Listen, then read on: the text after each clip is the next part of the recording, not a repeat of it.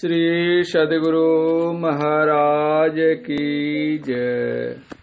प्रातः स्मरणीय अनंत श्री विभूषित परमाराध्य संत सद्गुरु महर्षि में ही परमहंस जी महाराज का प्रवचन शिव दर्शन। प्यारे सज्जनों, बहुत पहले यहाँ संस्कृत का अत्यधिक प्रचार था। प्रायः सब संस्कृत में बोलते थे। उस समय ऋषियों तथा मुनियों ने जो समय समय पर प्रवचन कहे, उन्हीं के सदुपदेशों को उपनिषद कहते हैं। कुछ काल पहले अपने देश में संकुचित विचार था। लोग सर्वसाधारण को यह उपनिषद ज्ञान नहीं बताते थे, इसलिए इसका विशेष प्रचार नहीं हुआ। योग शिखोपनिषद में शिव और ब्रह्मा का संवाद है। ब्रह्मा ने शिव से पूछा, कोई योग और कोई ज्ञान को मोक्ष प्राप्ति के लिए बतलाते हैं, आपका क्या मत है?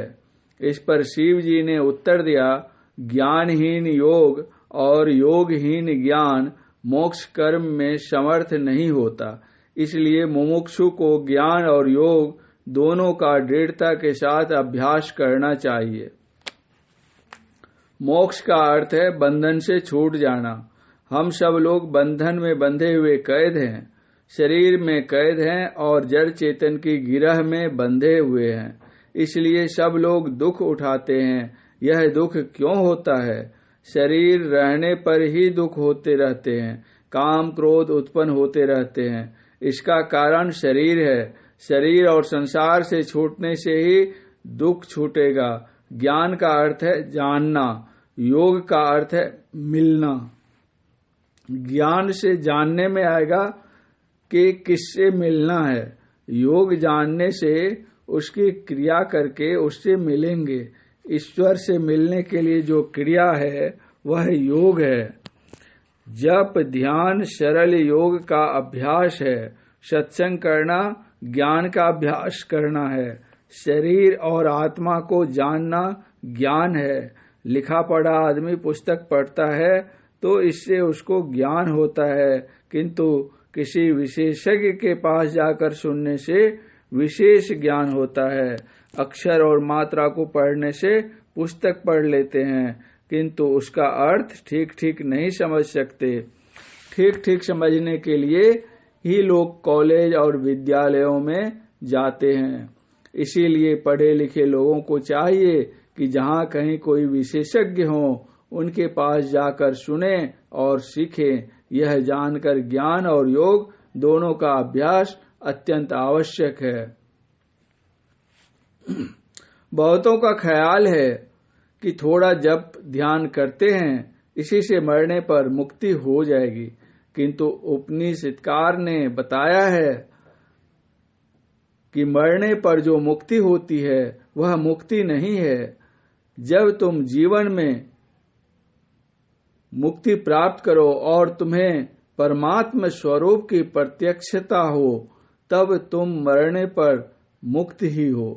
जीवन मुक्त सो मुक्ता हो। जब लग जीवन मुक्ता नहीं, तब लग दुख सुख भुगता हो। देह संग नहीं होवे मुक्ता, मोए मुक्ति कहाँ होई हो। जल प्यासा जैसे नर कोई, सपने मरे प्यासा हो। कबीर साहब। जीवत छूटे देह गुण, जीवत मुक्ता होई। जीवत काटे कर्म सब, मुक्ति कहावे सोई। जीवत जगपति को मिले, जीवत आत्म राम। जीवत दर्शन देखिए, दादू मन विश्राम। जीवत मेला ना भया, जीवत परस न होई। जीवत जगपति ना मिले, दादू बूढ़े सोई।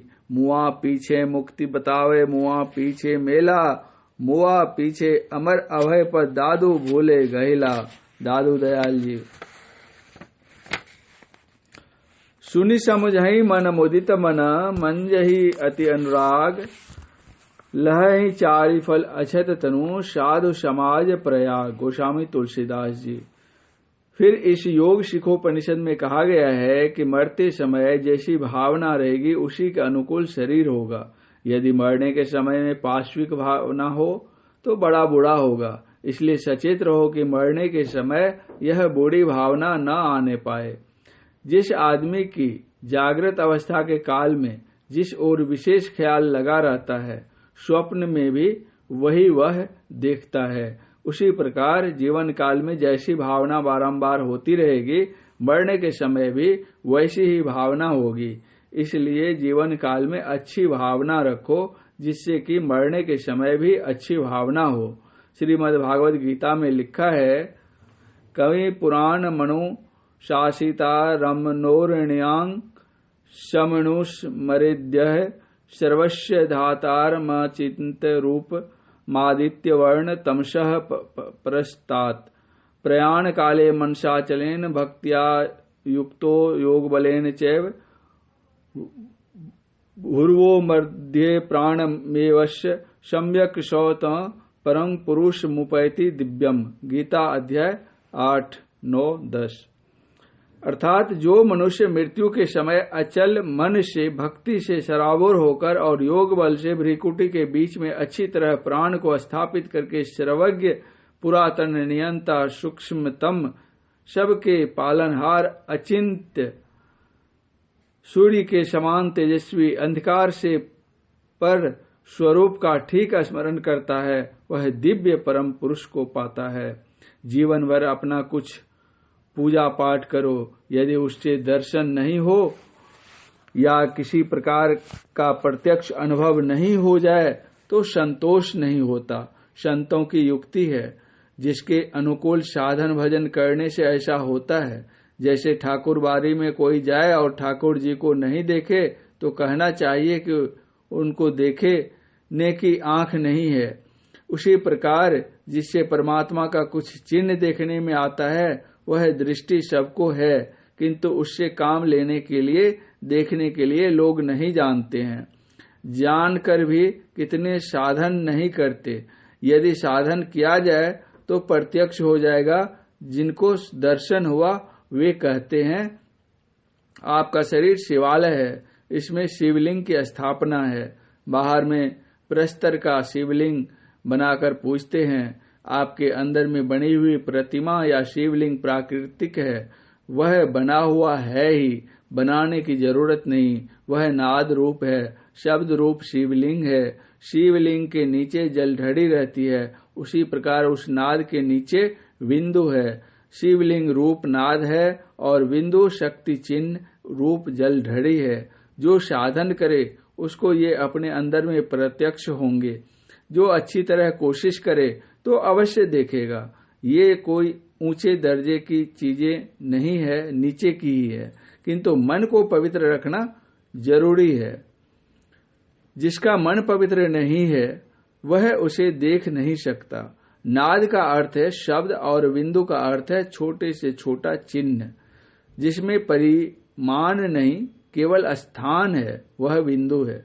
बाहर में ऐसा चिन्ह नहीं हो सकता है जो आंख से देखा जा सके। कोई आकार या दृश्य बिंदु के बिना बन नहीं सकता। कोई चित्र बनाओ, पेंसिल रखने से जो पहले चिन्ह उदय होगा वही बिंदु है।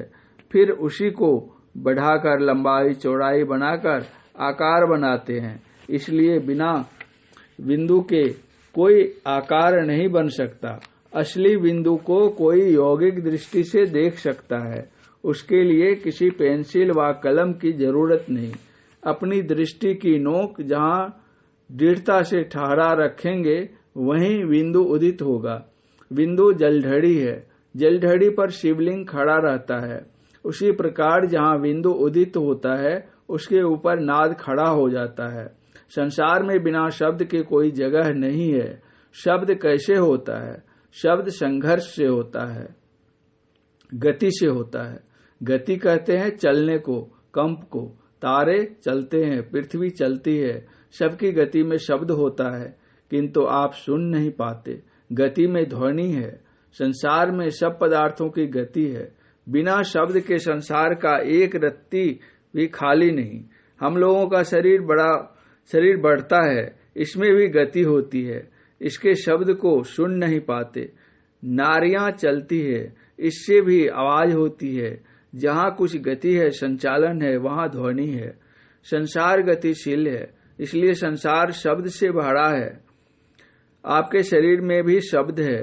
स्थूल शब्द को डॉक्टर लोग कान में यंत्र लगाकर सुनते हैं, किंतु बारीक शब्द को नहीं सुन सकते। बारीक शब्द तब सुन सकते हैं जब आप बिंदु को प्राप्त कर लें। बिंदु को प्राप्त करने वाला सूक्ष्म शब्द को सुन सकता है। वह शब्द शिव रूप है।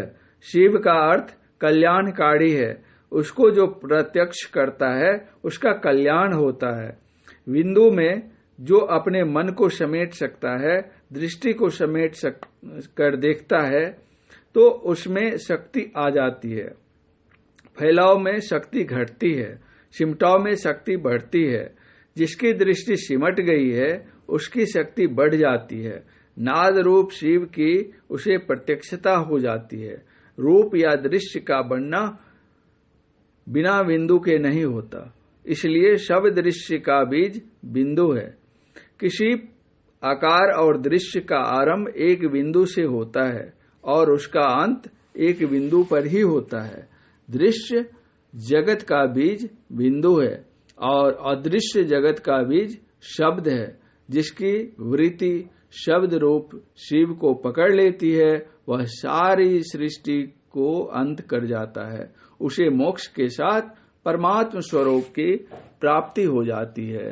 श्री सद्गुरु महाराज की जय।